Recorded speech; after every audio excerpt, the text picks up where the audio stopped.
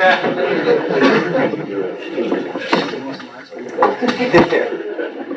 do you get some of your ideas for arranging? Where do I get some of my ideas for arranging? Are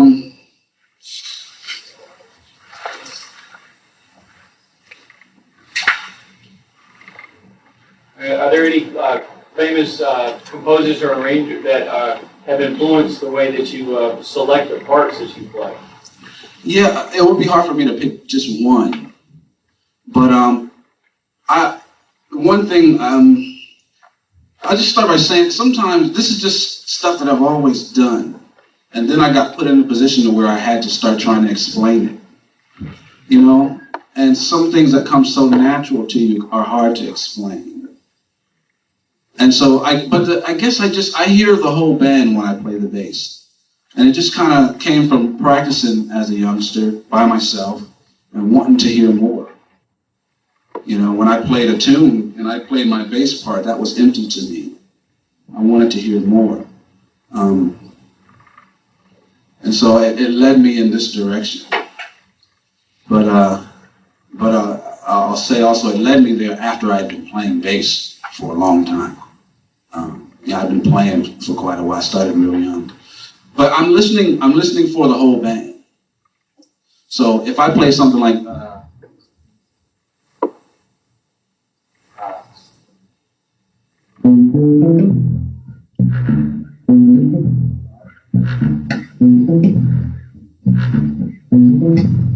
bass line is this.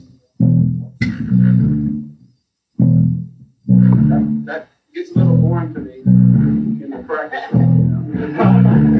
So I'll put the melody. I can play on both. Right. I still hear this. So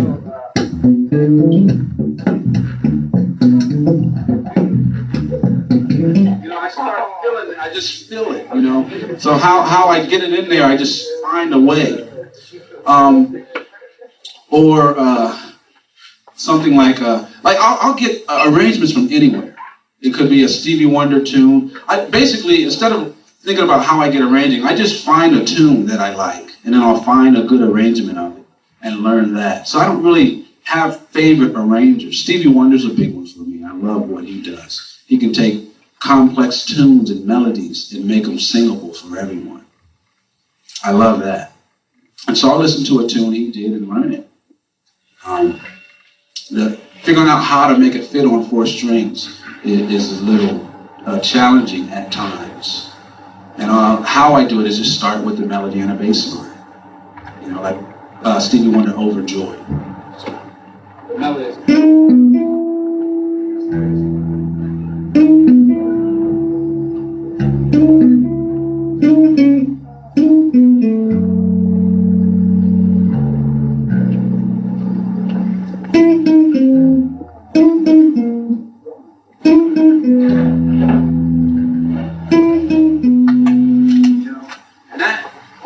Fine for a little while.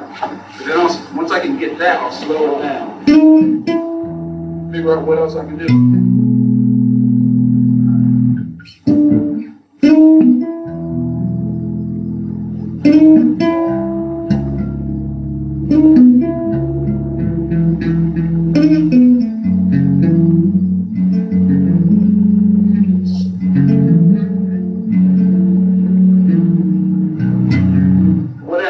Slow it down like chord by chord and figure out what works.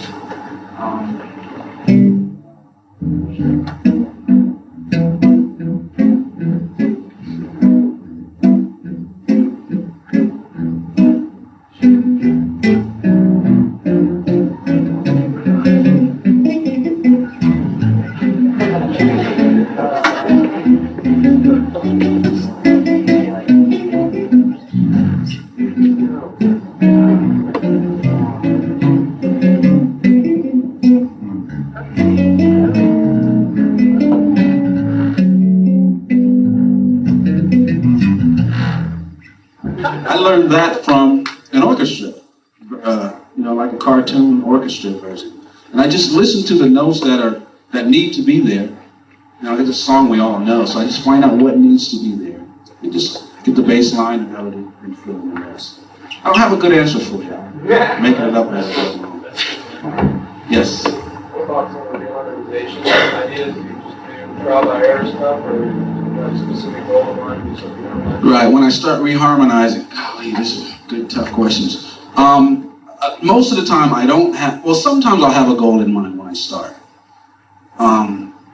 Usually I'll get into reharmonization because I've played the song, like, let's say, the song I played earlier, the Beatles tune, Norwegian Wood, right. There's some places in the middle where I messed up some harmonization on it. I got it right on the record. Thanks to punching in button. But basically, like that tune is you got the A section and the B section. I didn't really know what else to do with it, so I said, well, let's play it with some different harmony. And then it just kind of depends on how big your vocabulary is. If you can hear it, that's great. You'll hear something cool. If not, I'll go by trial and error. For example, I'm playing,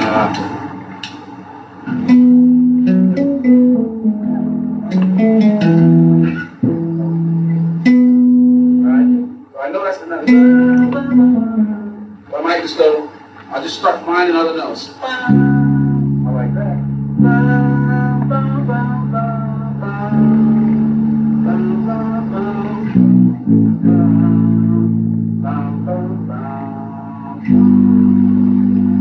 Right? Once I find something like that, I'll do like I did you said before. So I'll remember that and I'll put it in.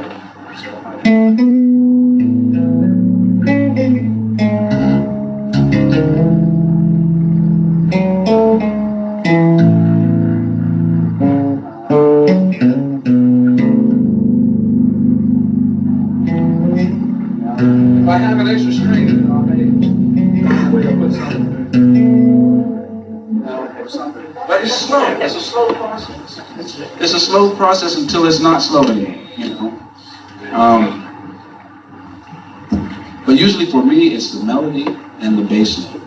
Let me show you something cool. That was something my brother Reggie showed O'Till. I just wish I had been smart enough to pay attention. A lot of times when we're voicing chords, we voice them from the root up. Reggie showed us how to voice from the melody down. So let's say the melody is now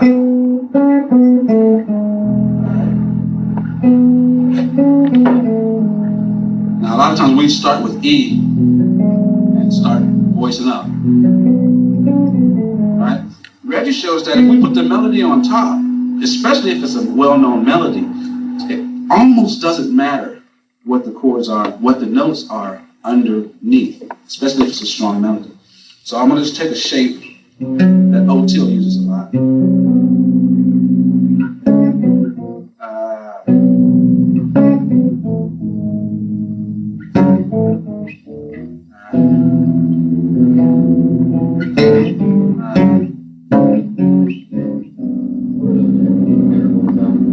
Okay, I'll show you. It's real easy. All right? It's just like if that's the melody, and I was going to play it an octave lower and go 1, 5, 8. All right? And I'm treating the melody right now as the 1. 1, 5, 8. Take this up, half step. That's it. O'Till uses it.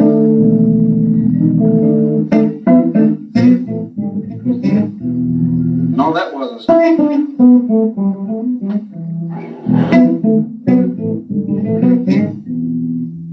all of a sudden it takes you out into a different place. And that doesn't take much thinking. You can put any shapes underneath, like okay.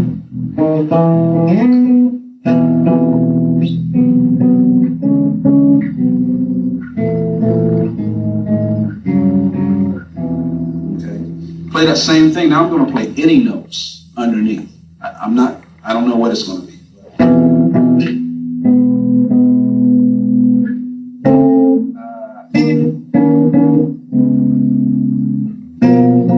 Sorry.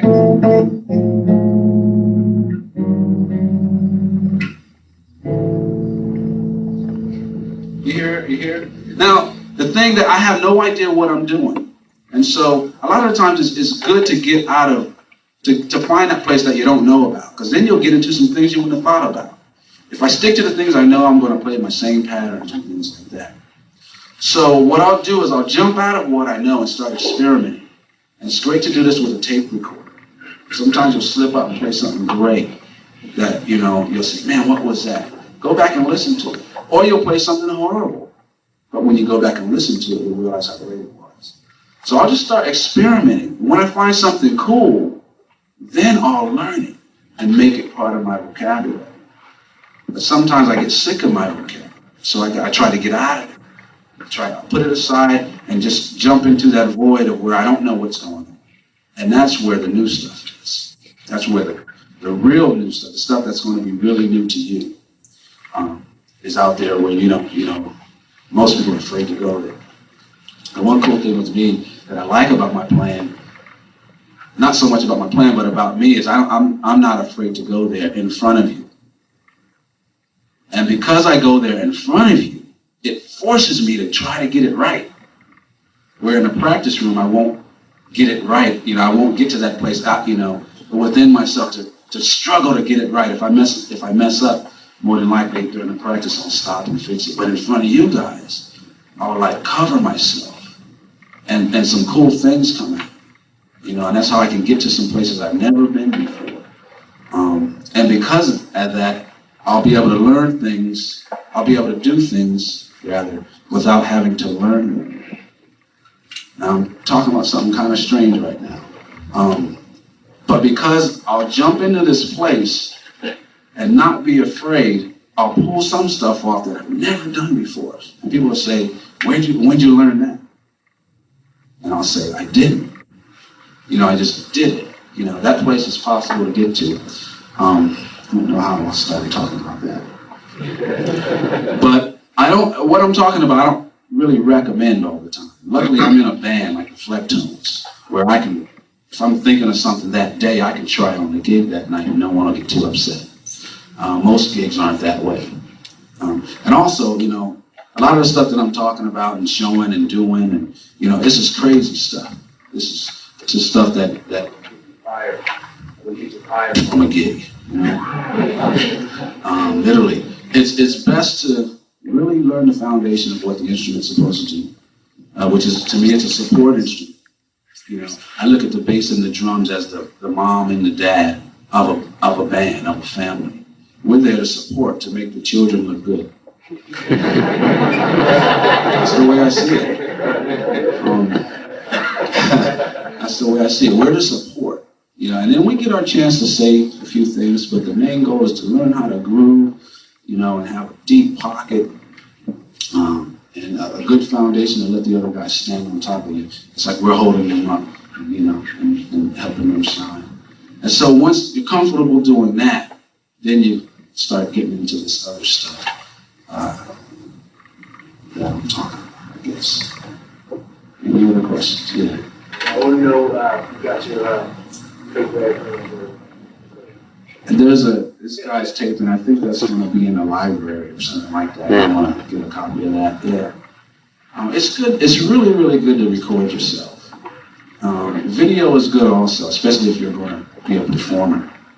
It's good to see what's going on.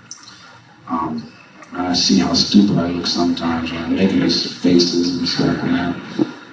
But you tape yourself, you realize, a lot of the times you can realize both how much better you sound than you really think you do. Because sometimes I'll feel a mistake, and so I'll think that it sounded better. You know what I mean? A mistake is only something that you didn't mean to play. Doesn't mean that it was wrong. It means they didn't mean to play that. So a lot of times I'll go back and listen to those mistakes and say, wow, what was that? Let me learn that. And the vice versa could be the same. You could play something that you think is your best lick and listen back to it and say, man, that's not happening. So taping can give you a chance to get out of the middle of it and listen to it as a listener and really see what's going on. Because you can be in it and you can be outside of it, and then you get more of the whole picture. You were just talking about the family, you get to go back to Hampton still and see the family. And Yeah. hang out with Scott, Yeah. bunch of great players from where I grew up in Newport News, Hampton, Virginia. Some amazing players, Scotty Michigan. There's a lot of guys that are doing really well for themselves, like O'Till. That's where I first knew O'Till. James Genius, great drummer, Billy drummer, sax player Steve Wilson. There's a bunch of guys that we kind of came up together. Keith Horn, John Billings, Carter Beaufort, all the guys from Dave Matthews, right around Charlottesville, Virginia. Sister James, some of those guys. So it's just great to see all those guys doing so well. I do get to go back. I'm going back there a couple of weeks. Very big bash. Yeah, there's a big jam we do there every Christmas Eve and the night after Christmas. It's big jams. Any other questions? Yeah. How long does it take you to coordinate both your hands when you're playing the bass line and the melody? Okay, how long did it take for me to coordinate both my hands playing bass lines and melody? In my own mind, I'm still not that great at it. But I used a little bit that I have very well. I'll show you what I mean. Like that blues that I played, that sounds kind of cool, right? It's not hard at all. When I look at piano players, they're the masters, okay? 10 notes at a time, playing chords and soloing, that's dexterity, that's fruit. I don't really have that. And usually I'm playing only 2 notes at a time as chords and walking the bass line. So let's say I'm gonna walk a blues. I'll show you how to do it. You can learn it in an hour tops. Because all I'm doing is playing 2 notes.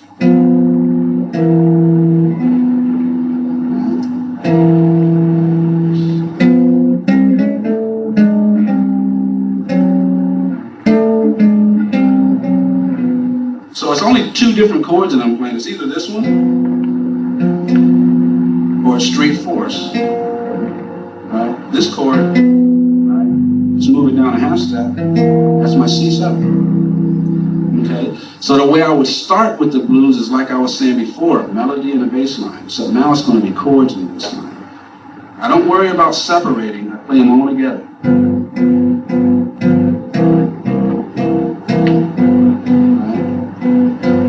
This is the same as if I were to do this.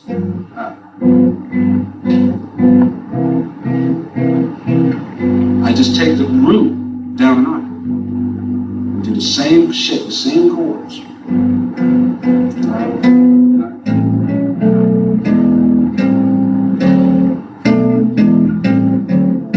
Now when I'm walking it, it actually gets easier because the chords really do less. And so I'll hit a chord in the bass note, then I'll walk. Chord. Chord. This hand's not doing it now.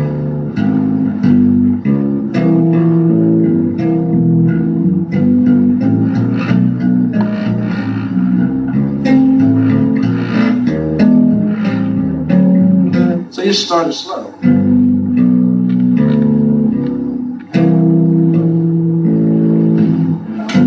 Then you start getting more rhythm.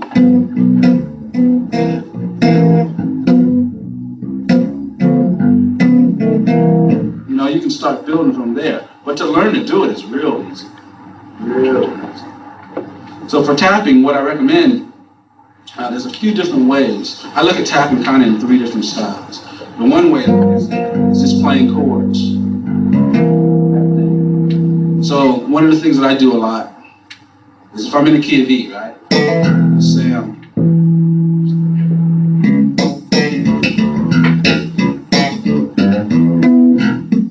right? I'll just find the root and play the note right below it, the 4th lower. You know, and I can tap those notes. So that's the root. If I go down a whole step, that's the minor 7. So I can tap any one of those chords.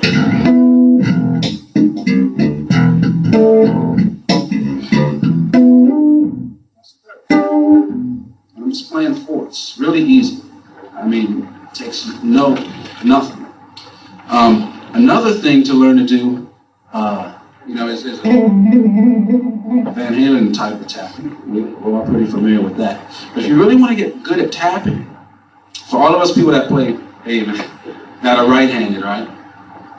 Okay? If you want to learn how to tap with your right hand, all you gotta do is ask your left hand how to do it. I'm totally serious, because your left hand knows what to do. So let's say I'm gonna play that C major scale. I look at it and say C, D, E. I look at the finger, 2, 1, 2, 4, 1, 3, 4. And up here it's no different. 2, 4, 2. No different at all. Okay, so the right hand becomes a mirror image of the left hand.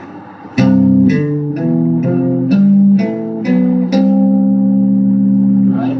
And what a lot of people start doing when they start tapping is the thumb is like floating around. But that would be the equivalent of playing this way. And not wrong, but I find it easier and a better tone when I squeeze with my thumb. Same here. I squeeze. So I can really get tone out of it. So it doesn't sound so much like tap, tap, tap. You get some meat on the string and get some tone out of it. So this hand knows exactly what to do. The fingering will be the same. So everything I've ever played with this hand, all of it.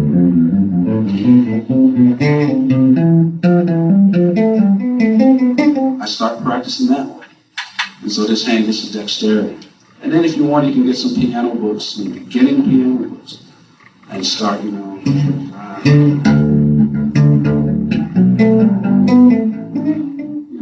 play that on bass, people freak out. Play that on piano, and they're like, man, play something good.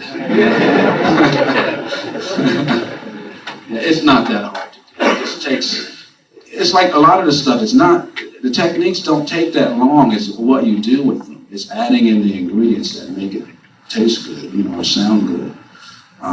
Once you can do that now, you know, make music with it.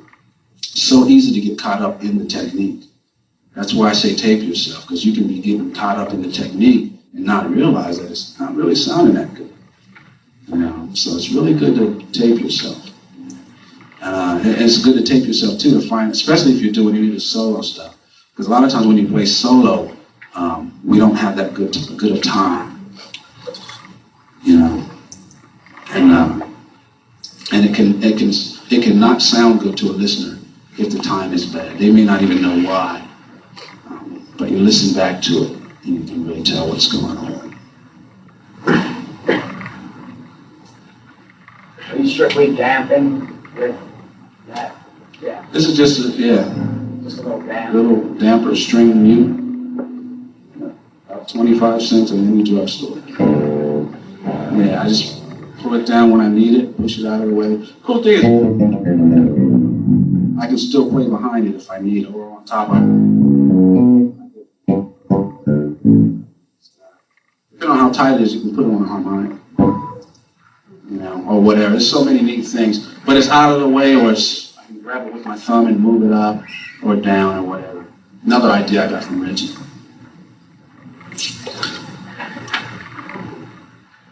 For your tuning, do you use standard string gauges or based on? No, everything I do tuning-wise and string-wise is standard gauge, except this other bass is a fourth higher. Instead of a low E, I have an A string, A, D, G, C. So it's like the high strings of a 6-string bass. I use that for a lot of the chording and things like that, because sometimes the chords sound a little better up there for some of the solos. So as far as that, that's about all I do as far as retuning. A cool thing to do, get out your tape recorder again and retune the bass and come up with some cool things. Tape it, tune your bass back regular, and learn it. That way you don't have to retune your bass every time you want to play that cool thing. You can do it at any time. So that's some of the things that I do. Like I came up with this this thing like this.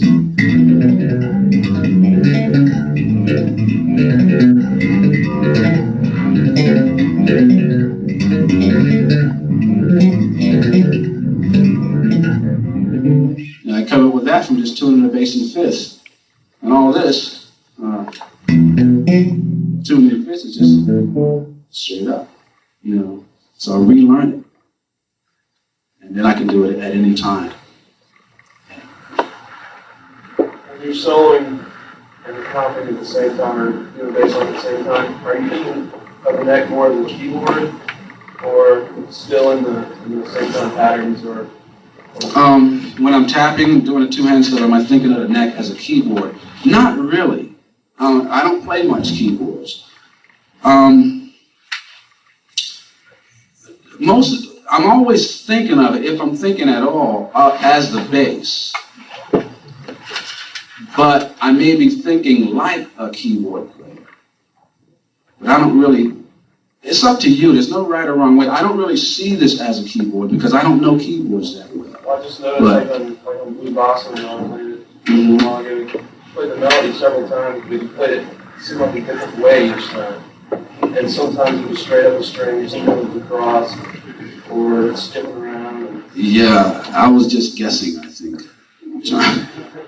Trying to figure out what the melody actually is. No, I always think of things from the bass perspective, a lot of the times.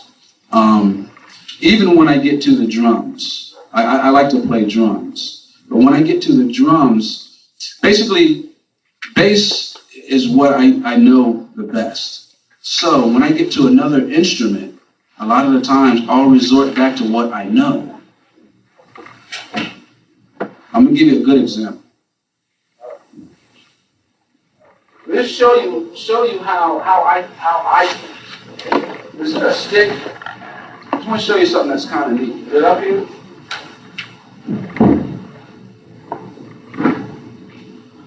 Oh. I got on the drums, started figuring out how to do my thumb technique. Alright? And so in one down and up motion, if I use my thumb down, up, and pluck, I get 3 notes in one down up motion. So I figured out with the drum, on the way down, I can hit the stick with the tip, hit it again with this part of the stick, 1, 2, and on the way back up, hit with the tip. So you get 1, 2, 3. Alright? So you get, it's easier with like blasting stuff. Right? Now that's one down and up motion. So double strokes, down and back.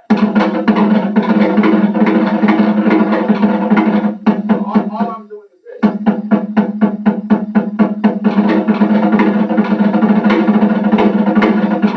can't do it that great, but I'm just giving you an example of how I think a lot of the time. I'll take what I know, what I know best, I'll take it to another instrument. That's all my brother does. My brother Reggie does. Everything I do on bass, he does on guitar. And my brothers do the same thing on their instruments. But I started thinking like that because when I was a kid, and my brothers all played different instruments, for some reason I wanted to learn what they did, but I didn't want to practice their instruments. So I started taking their ideas and putting it on my instrument, which got me into tapping. My brother could run arpeggios on the piano. I wanted to be able to do that. So I started doing it here and started figuring it out. Now, I also realized that a sax player, and I have another brother who plays sax, I realized quite early on that this is the way sax players play. You take that and lay it on its side. It's this. And so I could take runs that my sax playing brother would do and try to incorporate it here. Another neat thing to do is I would give my instrument to my brother that plays sax and have him hold it up like this and play like in his mind, think it's a sax and finger some notes and see what it sounds like. You know? And recently I met a great tabla drum player and I had him lay this in his lap and do tabla technique. And so that's where I'll get a lot of ideas, different ideas. If I give my bass to another bass player, I know 90% of what's going to come out. And that's not a slam. It's just we know it's either going to be 2 fingers, thumb, or some tapping, you know, or something like that. If I give it to someone who plays another instrument, I have no idea what he's going to do. And so that is where I get a lot of my sparks from. I'll take something like that and expand it. What was your question? Any other questions? I'm long-winded tonight. Yeah. I'd like to talk about the picking technique. Is Okay. that strictly done with the thumb and the first finger, or do you ever incorporate a second finger? What would you do? Well, I've been messing around. I've been trying to get the first and second finger. There you go. Yeah. Yeah. I like to get people to answer their own questions because what you do is much more important than what I do. But to answer your question, I use these two fingers to pluck. I use my thumb in both directions and I pluck with these two fingers. But you can pluck with all of them. You know, if I go thumb, pluck, there's nothing really stopping me from going three pluck. You can do that, but that's thumb, index, middle. Or down, up, thumb, up. Thumb down and up, index, middle.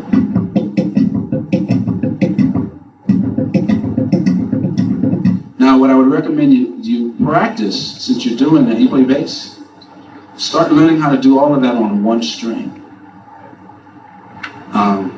So if you do you go down and up with your thumb? Okay, don't worry about it. Thumb, index, middle, right? That's the G string. That's the D string. Right?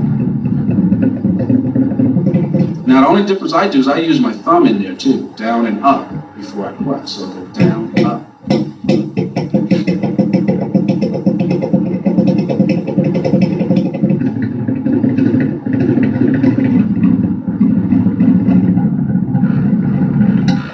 Then, once you can do that, start coordinating your left hand with it.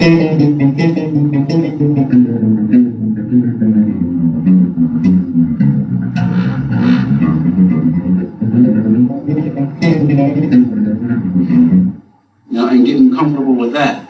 It's just another way to play. I can play much faster that way than I can with this. So if there was some kind of passage that I had to play fast or something, I just have other ways. A lot of times if I'm playing with the flectones and I have to play or something like that, and Baylor's long-winded that night also, and he's soloing all night, and I'm getting tired, you know. I can do it that way, you know. And if my shoulder starts getting tired, I can go back to this. So it's just having other ways of doing things. It's great. Any other questions? Okay, I'll play something else. What time is that?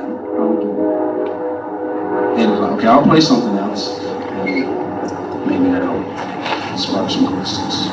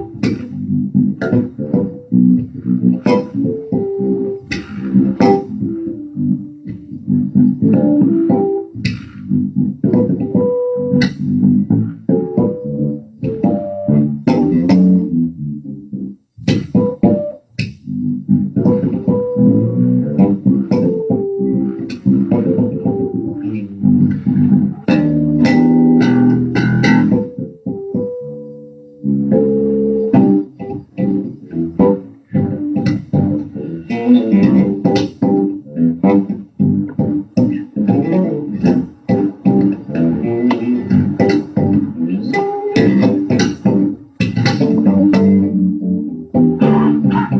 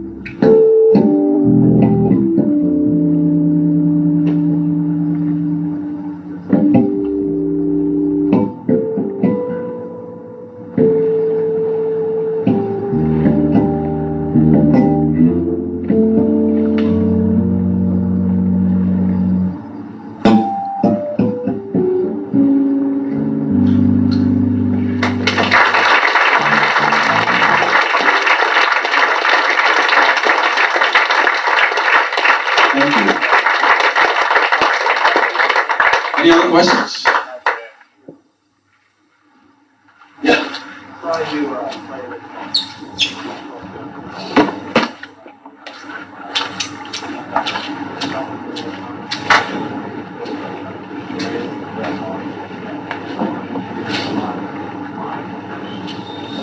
Yeah, he said he saw us play with the Flecktones, the Variety Playhouse, and I quoted a Jocko song. It's probably, yeah, I do that quite a bit. It wasn't Donna Lee, I probably did Continuum. Actually, I put that on the record, actually. It's a song called Big Country. And I just went into, yeah. Yeah, I'm always quoting stuff. Always. Cartoons to, to Jocko and Stan. Yeah, I do that quite a bit. Yeah. Actually, it's on a question I would request that you play a little bit of Sex and the Band. Sure. We're working on that. Sex is a Pan, sure, I'll play that for you.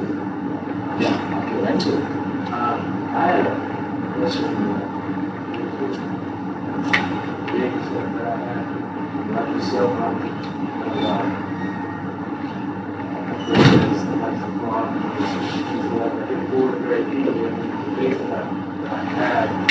different things.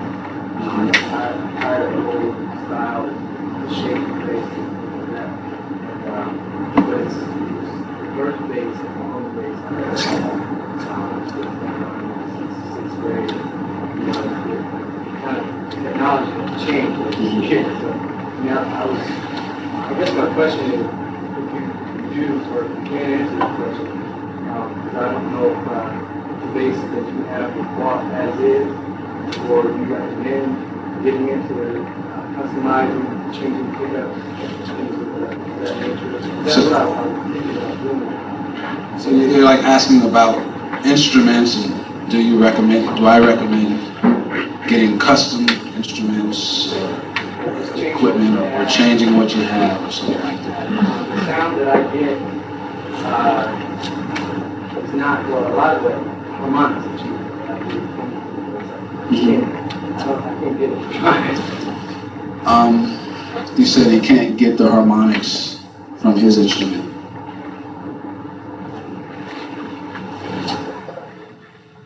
But when you can get it from your instrument, they'll come out much clearer once you get a better instrument. A gooder instrument. My brothers and I grew up with not much money. You know, we didn't have great instruments. And I think that's probably a big reason that we play the way we do. Not that that's good, it's just the way we do. In other words, for example, I was in Phoenix one time, and I had my original Federa, and I got off the bus. The bass had been in the bunk with air conditioning. We got out of Phoenix real hot, and my neck was cracked. But I didn't know it until halfway through sound check. I'm not saying this is good or bad, I'm just showing you how I am. If something's wrong, I immediately adjust. And I do it so easily that a lot of times I don't know that anything's wrong. It took me a long time, and I felt kind of dumb afterwards because I had about a 6-inch split down the neck, and a lot of notes were deading out, so I was immediately just squeezing a little harder, you know. What I'm trying to say is that the music is going to come from you, not the instrument.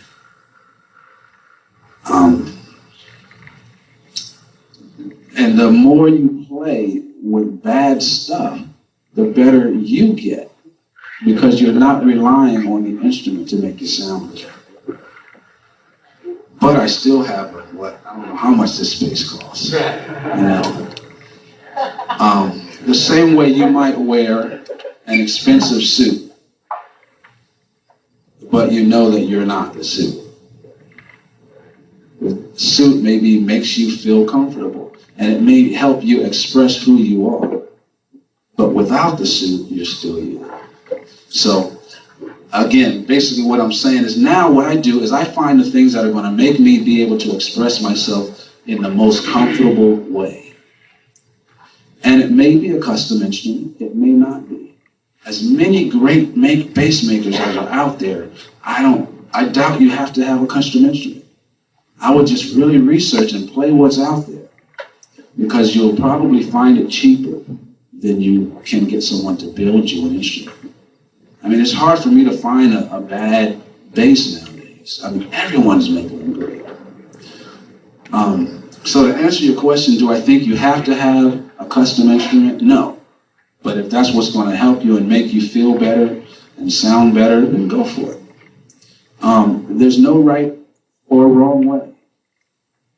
And I'll say that strongly right now. The things that I say are just what I do. It doesn't mean that's what you should do. Because if you do them, you won't sound like me anyway. And if I do what you do, I won't sound like you. And that's the beauty of it. You know, if I were to paint an exact copy of the Mona Lisa, it wouldn't be worth as much. It's still a copy. So why even go for it? But if I can learn from painting the Mona Lisa and bring it into my own thing, then that's where the gain is. So really practice with what you have. And when you outgrow that, which maybe you have, then move on. But don't think that it's like a must that you get a custom instrument or something. And to answer another part of your question, just about all my basses are stock basses. I don't do much to them. This bass, all I did is I told them what I wanted it to look like. I wanted a yin-yang on the front. They picked the woods, and it's basically like my original Federa. The only thing I did to my original one that I don't have today is I added a Kaler trim. And I actually set up pretty low. Maybe after we're done, you can check out the bass. It's set up pretty low, but this is bass anybody could get. They're expensive. But if you were to bring your bass in, I could probably get the same harmonics out of it. Let's try it.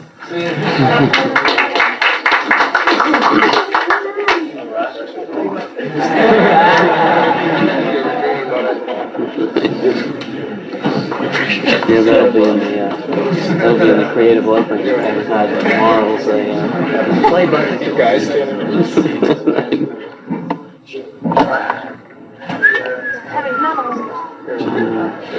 you're gonna hurt yourself with that.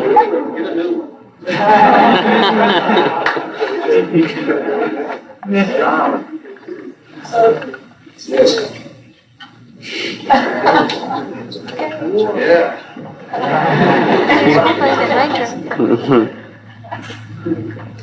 Yeah, already I use a slap.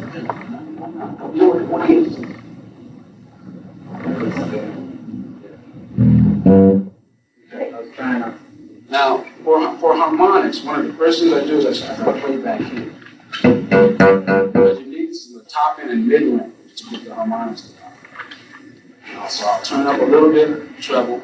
And if you have a pan part, just a pan, you got two volumes. You know? Okay, okay. So a lot of times I'll turn this pickup off and turn this on. Take the bottom, take that low and out sometimes. You get a actually coming out clear. You won't mind.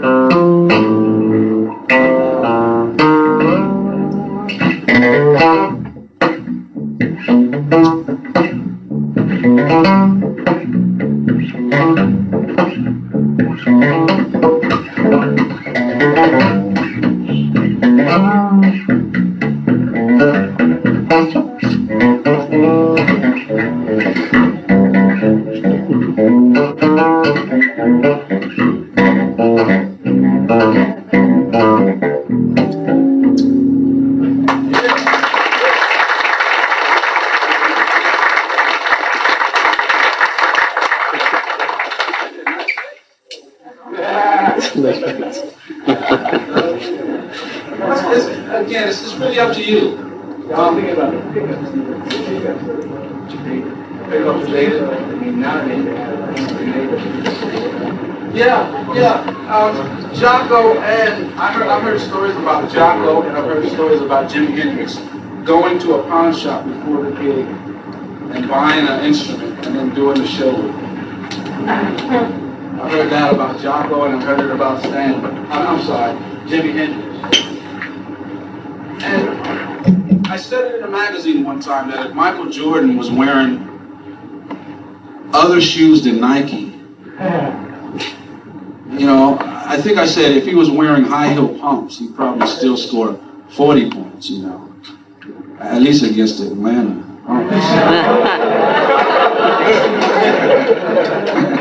Just kidding. But I'm just kidding. But you see the point. Now that's not to say don't get a new bass.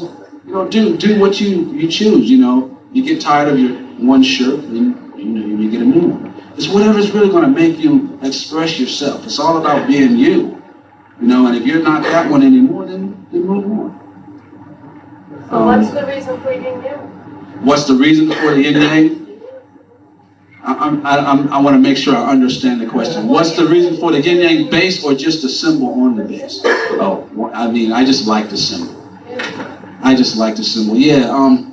It's like I've never heard a bad explanation of what it means. I've heard probably hundreds of different, light and dark, good and bad, opposites, balance. I've heard all kinds of things, but they all make sense and they're all good. So it seems like that people see the symbol, and when they think of it, they think of something good. Well, there are many books about it. You like Kepler, maybe you find something there. Because, I say it one more time. they say that every person will find himself yin and yang in the symbol. They can find themselves in the symbol. Many books out that give you certain facts that prove that your own personality. Yes. Yeah, I definitely gave you the Reader's Digest version of the symbol and my connection to it. But yeah, basically, to give you another vision, it's like you can look at it as people, opposite, black, white, male, female. And there's a little bit of the opposite in each side. But if you also look at it as a whole, then it's more complete. Right? This symbol, if you just take half the symbol, it's not as grand, it's not complete. I just leave it at that. But as together, it's a oneness. And this kind of says that there's a little of you and me. However you describe it, good and bad, it says there's a little of the good and the bad. And it kind of gets me to the point that they're really all the same thing. It's just your perspective about it. And I'll leave it at that. You can go further. Good question. Yeah. Yeah, you've inspired me musically, mentally, and spiritually. I want to know what you do to stay so positive. Thank you first. What do I do to stay positive? Play the guitar. Yeah, that definitely helps playing.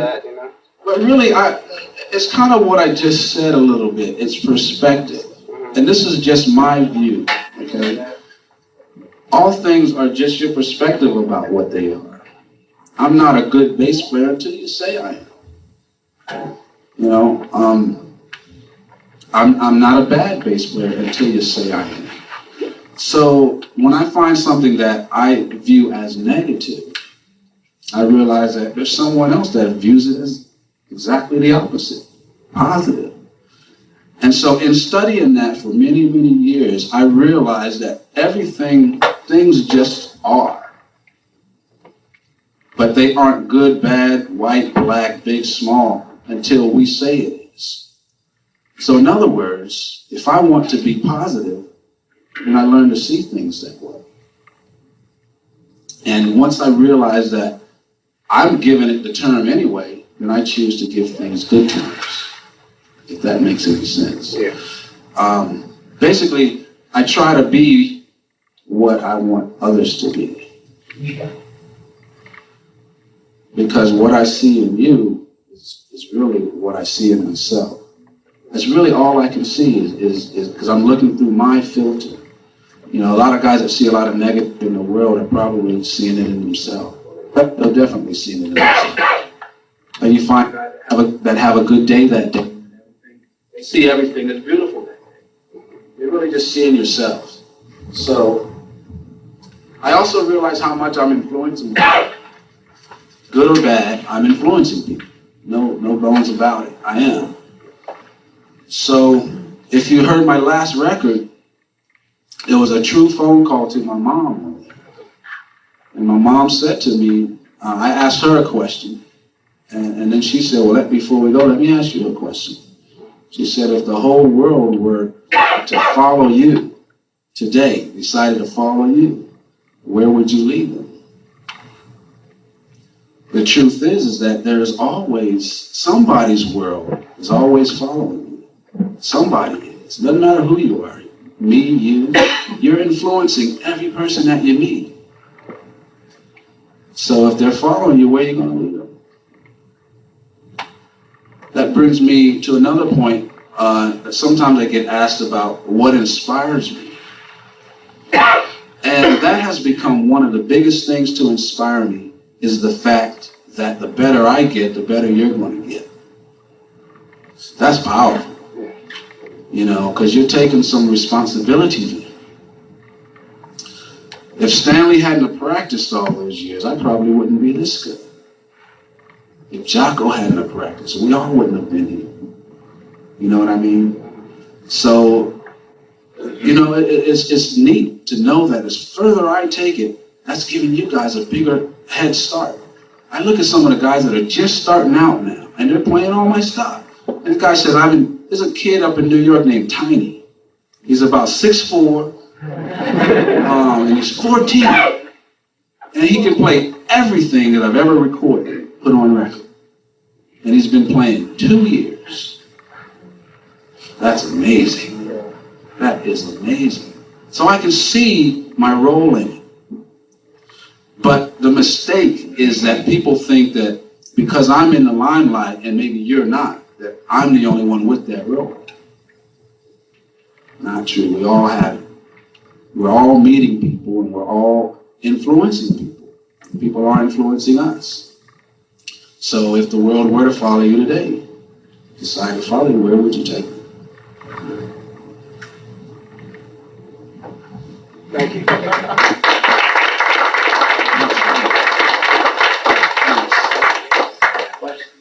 Okay, I'll get right to you. Yeah. At bass clinics and magazines and videos, you're always going to see talk about techniques and how to make your hands move. I'm really curious about where you go mentally when you're preparing to play, and kind of how you. Every time I see you play, I kind of see you in this zone. I'm curious if you do as much mental preparation as you have in the past with the techniques. Did everybody hear the question? Yes? Yeah.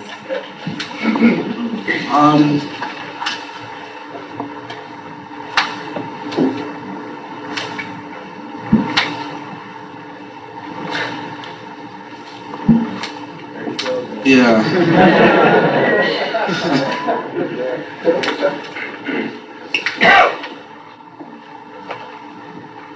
It gets hard for me to talk about it without going to a certain place that a lot of people don't really want to go.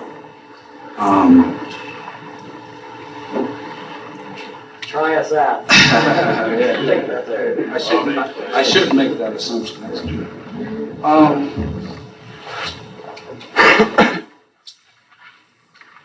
Sorry. When I was about, I'm trying to think of a good way to this is. When I was about maybe 9 or 10, I had a dream that I met Stanley Clarke. And Stanley Clarke told me in the dream that he said, okay, let's say you're in the key of E, right? So you take what he called the E fret, which is this, right? That's what he called the E fret. So if you take that fret and a whole step above and play those notes on those 2 frets in any order, it's going to work in that key. So in the key of E, right?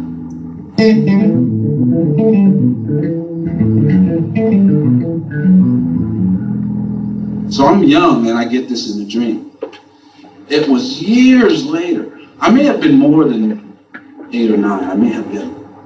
But it was years later that I realized that what he showed me was almost a pentatonic scale, a minor pentatonic scale. If I took that note and moved it up a half step, I have a minor pentatonic. And that is the Stanley sound, right? He uses that so much. Okay, what am I talking about? Where did that come from?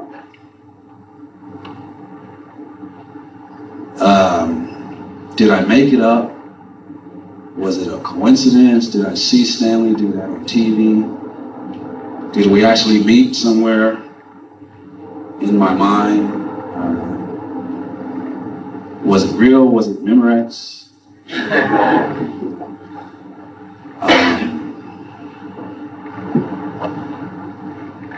It almost doesn't matter whether it was real or not. It's just, did you get something out of it? Okay, I'm skirting around it. There's another place besides this physical place, basically. And there's a place that you can get to in your mind where everything is fine. And it's like you have the ability to do or pull off or be whatever you want to be.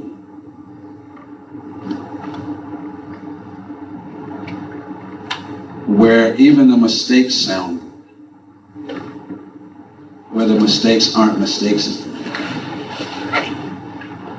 Where people listen to what you have to say. And what you say makes sense.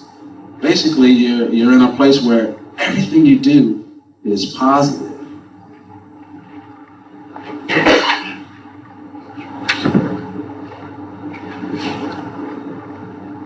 That's pretty much where I go. I put myself in that place, and it's that place where it's hard, I see. It's that place where see, AIMM and I talk about this all the time, and I don't talk about it with many people. But it's a place where knowledge is. If anybody read the first article I wrote for Bass Player Magazine in my lessons, I did a lesson called Learning from Yourself. And I just touched the surface of what I'm talking about. And basically, you know everything that you're asking. You know everything that you're asking anybody. If you didn't know it, you couldn't ask the question. If you've never seen a bass, you never ask, what is a bass? But because you asked the question, you have the ability to know the answer. So basically what I'll do just about before every show, I'll put myself in a place of knowing.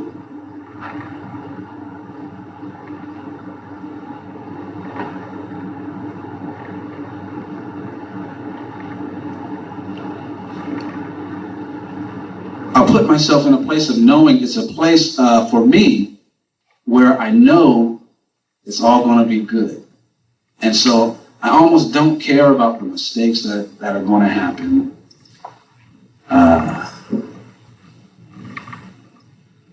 It's almost just like a place where I don't care anymore. This may be my last show, you know? And so I just put it all out there. And I'm trying to describe it, but I can't really. It's a neat place to not have to worry about what you guys think about me, whether you like what I'm going to play or not, or whether I played the wrong note. It's like at that time, at that place, it doesn't really matter, you know. So when I get up there, a lot of the times I'll just close my eyes and go there and just play, and whatever comes out, comes out. You know, a lot of times that's why when I listen back, I was just talking to AIMM today. We were watching a videotape of myself at Bass Day. And I'll run the risk of sounding egotistical here. And I'll say, no, I don't care. I was watching the tape, and I was talking to AIMM, you know, and I said, man, I see what people are talking about.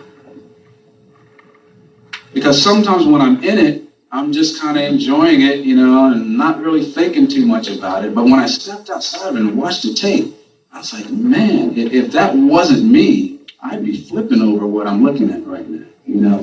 Because I'm thinking, man, I've never seen anybody do that. You know, and also I knew that none of it was rehearsed, you know. It was just getting up there and letting it fly. I was like, whoa, man, you know, this is very, very cool. But that only comes from practice. You gotta practice letting go. Most of the time, we get up and we just kind of clam, you know, we're nervous, you know, and there's like, you know, the saying life is short. To me, there's no time for that. Like I said, this may be my last show. I don't want to go out holding back. You know, I'm letting it all fly. And that's what I love about Jocko. He played every show as if it was his last one, like he knew something was going to happen. You know, and so I love him for that. He was putting it out there, good or bad. You know, he put it out there, whether he was drunk, stoned, or not. He was just really putting himself into it. And so, the last thing I'll say about that is Stanley Clarke, in that dream or whatever, that helped me in a dream, you can get back there in the middle of a concert. And wherever that person, that Stanley in the dream is, he's always there. Always there. And so I'm pulling from so many sources. I don't even know what they all are. But I'm pulling from them. And it's the first time I've ever talked about it at a clinic. But I'm not just relying on technique and what I practice. That's why, see, clinics have gotten easier, but they used to be hard because people were asking me, how do you do this? How did you learn that? And at least half of what I do, I didn't learn it. We were doing an interview the other day, and Jeff Coffin, the sax player that I was playing with this, he made a comment that I hadn't thought about. He said, you know, I never see Victor practice, but he's always coming up with this new stuff, you know. And I hadn't really thought about it in a long time, but I haven't been in the mindset to practice in about the last 6 years.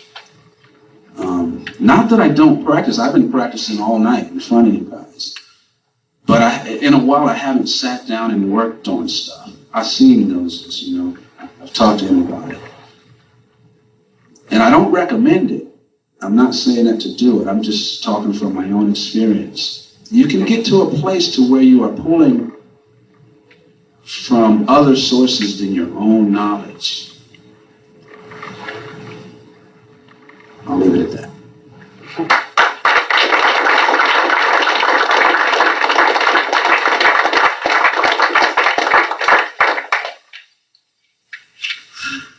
Yes. When you got to the point where you realized that you wanted to make this your life and your career, did you go out looking for work, or did work come to you? Because I can totally see where it would happen. Right. He's asking when I decided that I wanted to do this for my life, did work come to me? Okay. It's kind of getting into the same thing. I still haven't decided that this is what I want to do for the rest of my life. It's almost like I've been doing it so long. See, I started playing bass when I was about 2 years old. My family did. My parents don't play, but my 4 older brothers, who were also my parents, it's like I had 6 parents, they all played. And Reggie started teaching me, they all started teaching me music, just like a language. You know, like a lot of people would say you start to talk when you're 1, maybe 9 months, 1 year old, 14 months. You understand the language when you're born because you've heard it for 9 months already, or however many months you can hear. You're hearing your mom when you're in the womb, you're hearing your mom, you're hearing your dad. If there's animals in the house, you're hearing and feeling them. You know the language before you can speak it. So when Reggie started teaching me at 2 to play the notes, I knew the music already. I knew the tunes he was teaching me, because notes are just a small part, a very small part of what makes up music. So I was learning the other parts of it. And so by the time I was to learn the notes, it was easy. And I've kept that. I've approached it that way. And so this is something that I've always done. Like, you know, you've always talked. You've always tied your shoes. You've always walked, you know. And so it's so natural to you that you would really never think of it as a profession. It did dawn on me one day that I really didn't have to do anything else. and it made me realize how easy life really can be, because it's never been a struggle. It doesn't mean I haven't put in a lot of work and had a lot of disappointments. But it's like if you worked on a farm, you probably wouldn't think you were going to make farming your profession. It's just natural to you. This is just natural to me. That's all I've ever done, ever. That's all I've ever done. So with that mindset, everything kind of showed up for me. It took a long time sometimes, but I was always able to play and work. But I also owe a lot to my parents, because they let all of us brothers stay home and practice and not, get jobs. But we were gigging, so that was bringing money in. But they just let us stay home and practice, and we were very fortunate for that. But I haven't had to do a whole lot of going out and finding gigs or looking for gigs or things like that. I'm going to take a step back. When I said about there's a place of knowing, that applies to everything. It applies to knowing that you're going to get work.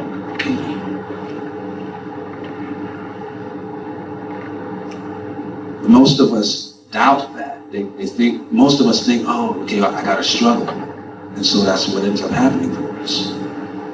Because we're creating all of it. I'm creating my life. And so life is nothing but my thought about it. So if I think it's going to be a struggle, more than likely it will be.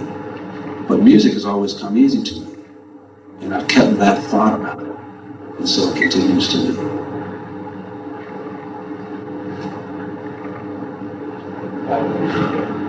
Yeah.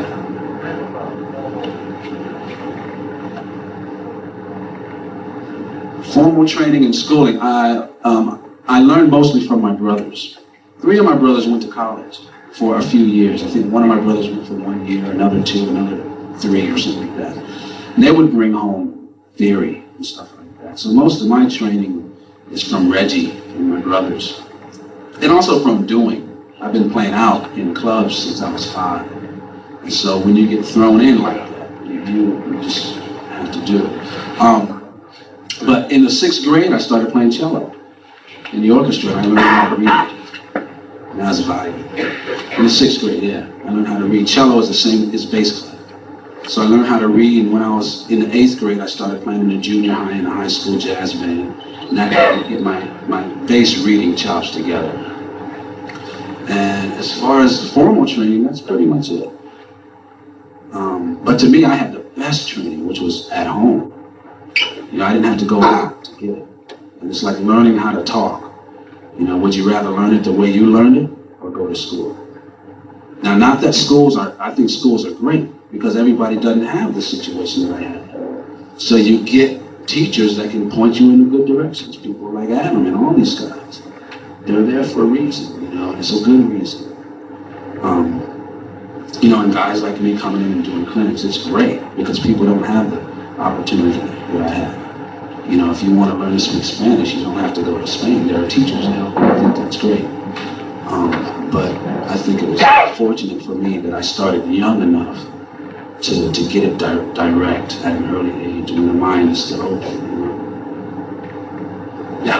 Talk about the language for you when you were really young. Did you learn by ear, or do you learn things by charts? Or do I learn tunes by ear, or do I learn them by charts?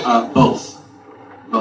Yeah. Again, the more avenues you have to pull from, the better off. If you can read, think about not being able to read the English language. Oh man, music's no different. So I can read. I did a taping last night with a guy, and he had some charts, and it really helped me out having charts. I have found this out about myself. It takes me longer to remember something if I learn it by a chart. That's just me. But if I learn it by ear, I learn it quicker. But sometimes I don't have the luxury of time to learn by ear. So that's when reading really comes in. You're at a session, piano player, whatever, writes out, says, okay, try it this way. The tape's rolling, you don't have time to hear it first. Read it, Yeah, so I do both. I know I've talked a whole lot, and I'm sorry about that. And I want to get Adam and Tom, we'll say Todd, sorry Tom, to get up and play some. But I don't want to leave anybody with questions. So if anybody has any, we'll get to them now. You guys want to come on up and plug in and play something?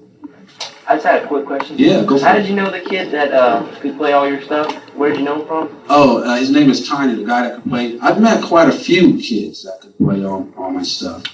But I met this guy through Federa. The Federa guys knew him. And they turned me on to him. It's a little weak. Okay. We'll play something.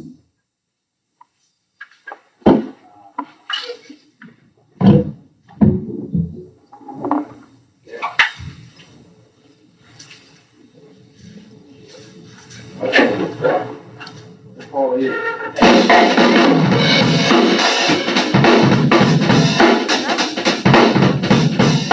One on one.